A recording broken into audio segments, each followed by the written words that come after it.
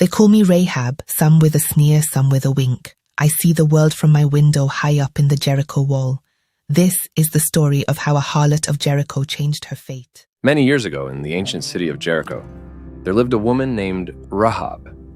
She was known to many as Rahab, the harlot, for she worked as a prostitute in the city. Rahab lived in a house built into the city wall, a strategic location that would play a significant role in her story. One day, Joshua, the leader of the Israelites, sent 2 spies to Jericho to gather information before the Israelites would attack the city. These spies arrived at Rahab's house and stayed there, perhaps because it was a place where they wouldn't attract too much attention. When the king of Jericho heard about the spies, he sent soldiers to Rahab's house, demanding that she brings out the men. Bring out the men who have come to you, who have entered your house, for they have come to search out all the country. Rahab, however, had hidden the spies on her roof under stalks of flax, cleverly deceiving the soldiers. So she said, Yes, the men came to me, but I did not know where they were from. And it happened as the gate was being shut when it was dark, that the men went out. Where the men went, I do not know.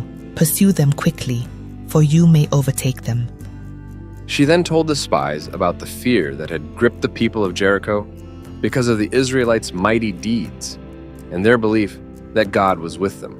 We have heard how the Lord dried up the water of the Red Sea for you when you came out of Egypt, and what you did to the 2 kings of the Amorites who were on the other side of the Jordan, Sihon and Og, whom you utterly destroyed. And as soon as we heard these things, our hearts melted. Neither did there remain any more courage in anyone because of you. For the Lord your God, He is God. Rahab had heard of the miracles God had performed for the Israelites, such as parting the Red Sea, and she believed that the God of the Israelites was the one true God. She asked the spies to spare her and her family when they conquered Jericho. Now therefore I beg you, swear to me by the Lord, since I have shown you kindness, that you also will show kindness to my father's house, and give me a true token, and spare my father, my mother, my brothers, my sisters, and all that they have, and deliver our lives from death. The spies agreed to Rahab's request, and they instructed her to tie a scarlet cord in her window as a sign for the Israelite army to recognize her house and spare its occupants. Then, she let them down by a rope through the window, for her house was on the city wall. She dwelt on the wall. When the Israelites later attacked Jericho, Rahab and her family were indeed saved because of her faith and her kindness to the spies. Rahab's story is one of faith, courage, and redemption. Despite her past, she played a crucial role in the Israelites' conquest of Jericho, and is remembered for her bravery and her belief in God.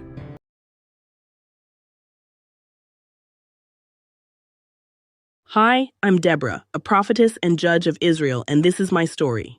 Many years ago, the children of Israel once more did what was evil in the sight of the Lord after the death of Ehud. The Lord sold them into the hands of King Jabin of Canaan, who ruled in Hazor. The commander of his army was Sisera. He lived in Harosheth Hagoyim.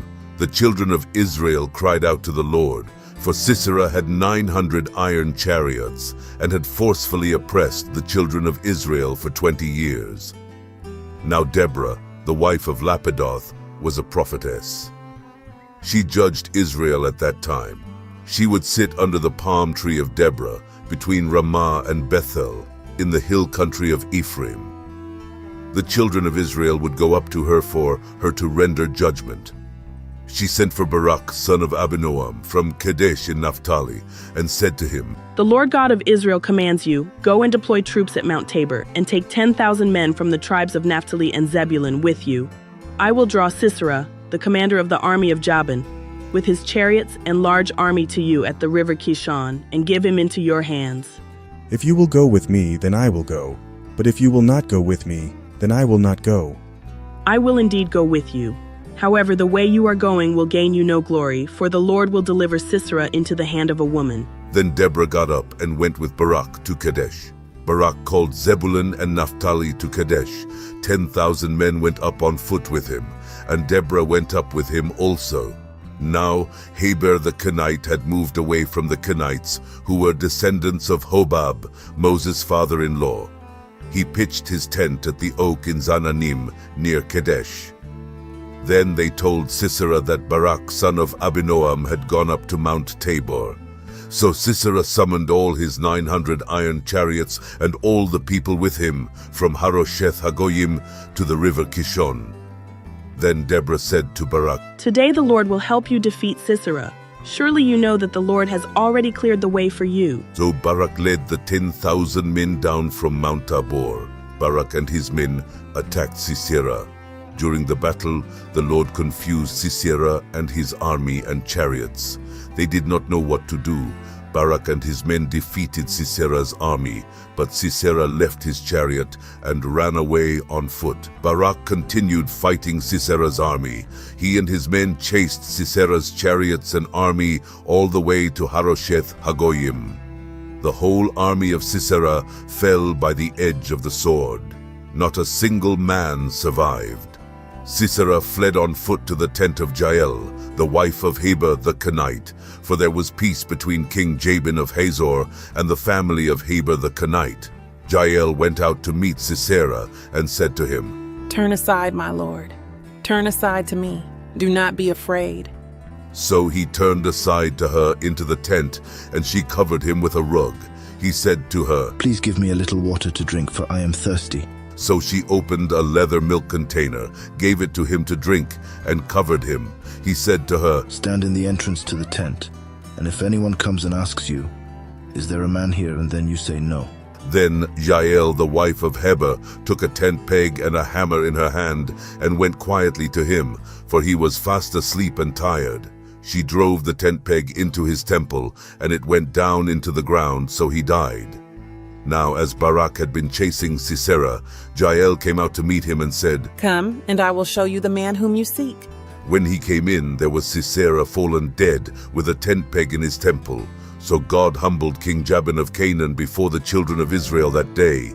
The children of Israel grew more and more powerful over King Jabin of Canaan until he was no more. The story emphasizes the importance of courage and boldness in the face of oppression.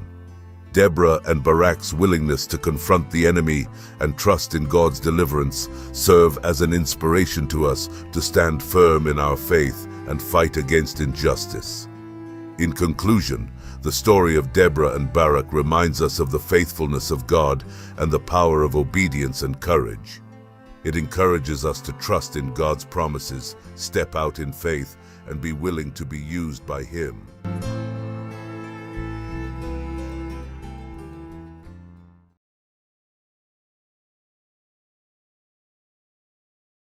Many years ago, there lived a man named Elkanah, and he had 2 wives. The name of one was Hannah, and the name of the other, Peninnah.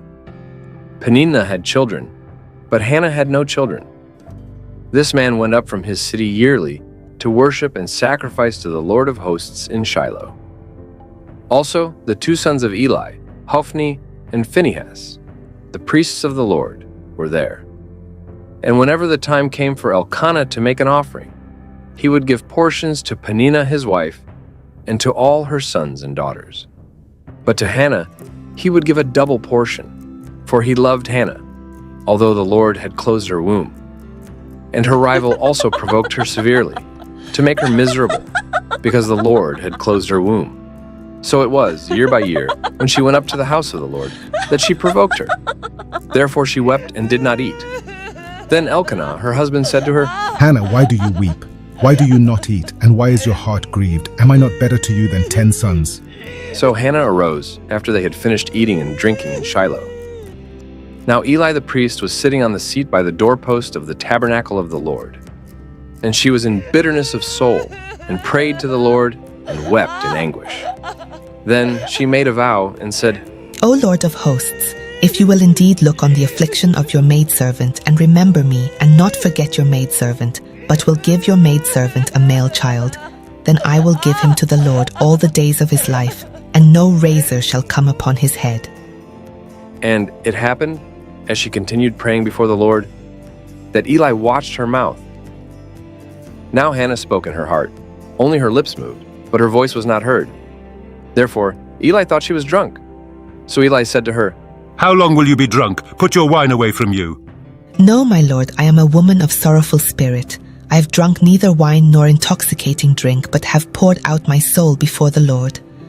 Do not consider your maidservant a wicked woman, for out of the abundance of my complaint and grief I have spoken until now. Go in peace, and the God of Israel grant your petition which you have asked of him.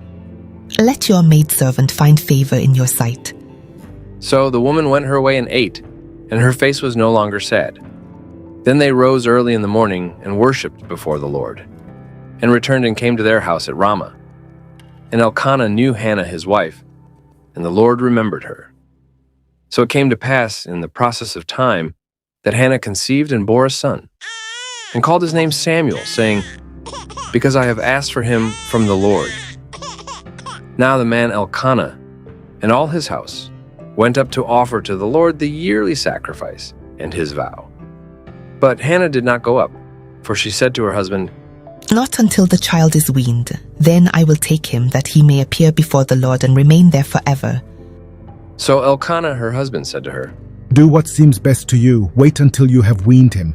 Only let the Lord establish his word. Then the woman stayed and nursed her son until she had weaned him. Now when she had weaned him, she took him up with her, with 3 bulls, 1 ephah of flour, and a skin of wine, and brought him to the house of the Lord in Shiloh. And the child was young. Then they slaughtered a bull, and brought the child to Eli. And she said, O my Lord, as your soul lives, my Lord, I am the woman who stood by you here, praying to the Lord.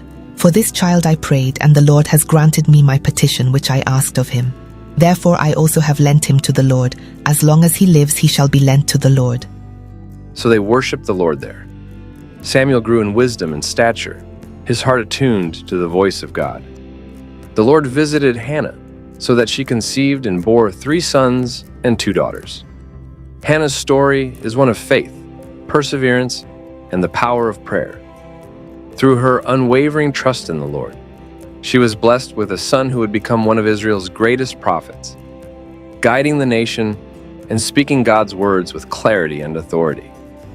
And though Hannah's journey was marked by sorrow and longing, it ultimately led to joy and fulfillment as she witnessed the miraculous work of God in her life.